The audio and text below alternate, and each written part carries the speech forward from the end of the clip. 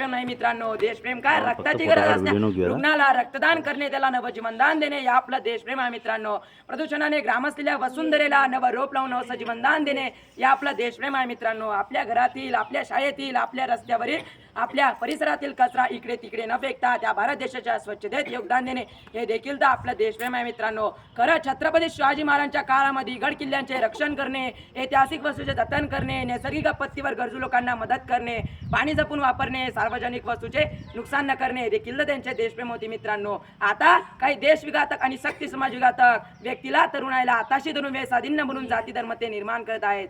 आपल्या देशाला, अखंडतेला, ऐक्यतेला बाधा आणण्याचा ते प्रयत्न करत आहेत. अशा समाजविघात आणि देशविघातक वेळी चाळा घालणे, त्यांचा बंदोबस्त करणे गरजेचे आहे. त्यासाठी तरुणाईंनी लवकरच जागृत होणे राष्ट्राच्या दृष्टीने गरजेचे आहे. आपला भारत देश ज्या देशाला स्वानिम्र इतिहास आहे, उज्ज्वल परंपरा आहे, आज ते प्रत्येकालाच वाटते की आपला पण भारत देश जागतिक सत्ता बनला पाहिजे, विश्वगुरु बनला पाहिजे. त्यासाठी मित्रांनो, खरं तर आपला देश पैशाने समृद्ध नव्हे तर माणसाने समृद्ध बनला पाहिजे. त्यासाठी कुठल्याही टेक्नॉलॉजीची गरज नाहीये, त्यासाठी कुठल्याही बंधुतेची गरज नाहीये, त्यासाठी कुठल्याही समतेची गरज नाहीये, त्यासाठी कुठल्याही मंत्रतंत्राची गरज नाहीये, त्यासाठी फक्त आणि फक्त माणुसकीच्या मंत्राची गरज आहे मित्रांनो. खरं सांगायला जर लाजच वाटते, आपण स्वातंत्र्याच्या इतक्या वर्ष आज आपण गुन्हेगारी, भ्रष्टाचारी, हिंसाचार या समस्यांशी लढत आहोत.